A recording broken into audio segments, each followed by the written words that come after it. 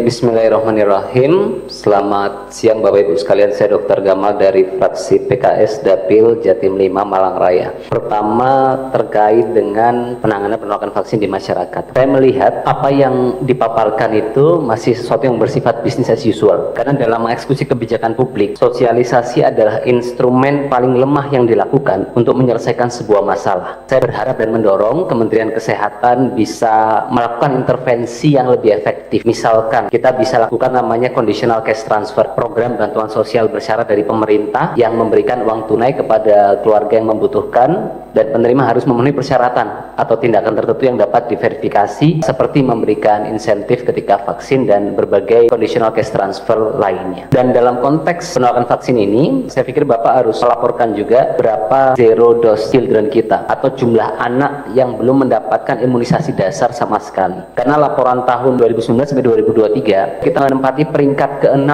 tertinggi di dunia untuk anak tanpa imunisasi dasar, 1,35 juta jiwa. Lalu kedua, dalam konteks ini juga saya ingin memperkuat aspek pendekatan keagamaan. Jadi untuk mengatasi vaksin hesitansi sebesar 47% alasan, Kemenkes harus menghentikan pendekatan yang sifatnya instruktif kaku, tapi mulai masuk kolaborasi dengan tokoh-tokoh agama, majelis taklim, organisasi masyarakat seperti NU Muhammadiyah. Kenapa ini penting? Karena salah seorang profesor di Jepang meneliti di Indonesia tentang gaya hidup bersih masyarakat Indonesia. Dan ketika ditanya, kenapa Anda menjaga kebersihan? Sebagian besar masyarakat Indonesia dalam penelitian itu menjawab, karena di agama saya diajarkan. Sehingga pendekatan tersebut bisa menjadi satu determinan faktor yang signifikan dalam memperbaiki capaian vaksin kita. Termasuk dalam penolakan vaksin ini, tantangan besar adalah penolakan karena adanya kekhawatiran soal kehalalan vaksin. Bagaimana status kehalalan vaksin kita? Dan Kemenkes harus bekerja sama dengan Badan Penyelenggara Jaminan Produk Halal untuk memeriksa bahkan mendorong produksi vaksin halal. Itu poin yang pertama dalam konteks banyaknya penolakan vaksin. Lalu kedua, terkait dengan capaian, saya lihat di semua indikator Provinsi Aceh dan Sumbar tertinggal. Misalkan cakupan imunisasi bayi lengkap Aceh 14,8%, rata-rata nasional 30,1%. Imunisasi baduta 9%, rata-rata nasional 28,2%. Cakupan imunisasi anak sekolah Aceh 22,6%, rata-rata nasional 82,5%. Demikian juga dengan Sumbar. Capaian imunisasi bayi lengkap hanya 18%, rata-rata nasional 30,1%. Imunisasi baduta 12,1%, rata-rata nasional 28,2%. Bahkan imunisasi anak sekolah 43,6%, rata-rata nasional 82,5%. Ini harus dijelaskan apa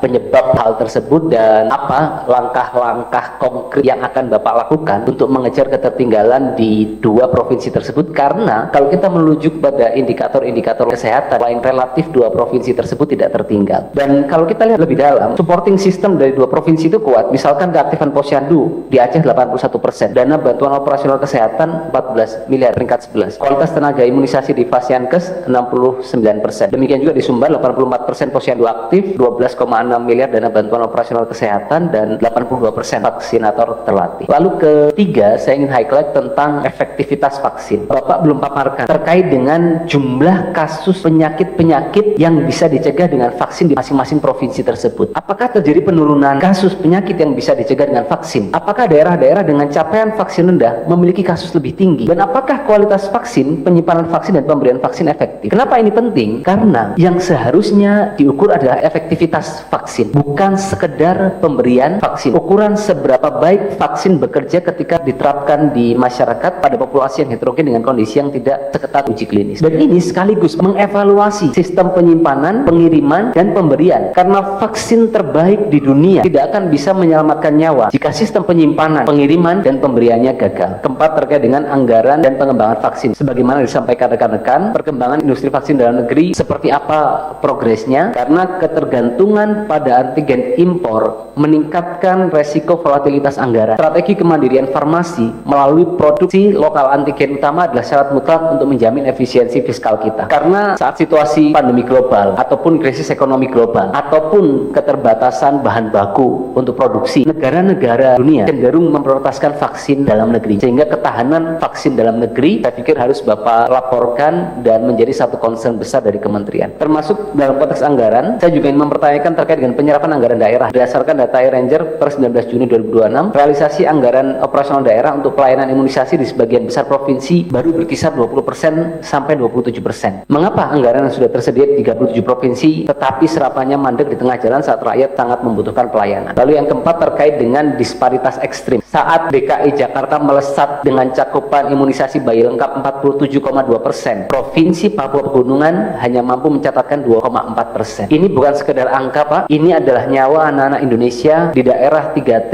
yang belum terlindungi. Termasuk 0% pemberian SAR di banyak provinsi. Dari 91.221 kasus gigitan hewan penular rabies per Mei 2026, pemberian serum anti rabies nasional baru menyentuh 0,8%. 15 provinsi pemberian SAR masih 0%, bahkan banyak di luar Jawa masih 0%. Dan terakhir terkait dengan nol toleransi untuk vaksin kadaluarsa. Kami mendorong Kemenkes mengoptimalkan aplikasi Satu Sehat, logistik Smile, jangan hanya digunakan untuk melihat stok yang kurang, tetapi gunakan algoritma prediktif dan AI untuk mendeteksi stok vaksin yang berlebih di suatu wilayah agar bisa segera direlokasi sebelum memasuki masa kadaluarsa. Kita tidak ingin melihat sepeser pun uang rakyat terbuang sia-sia akibat manajemen logistik vaksin yang tidak optimal. Terima kasih. Wassalamualaikum warahmatullahi wabarakatuh.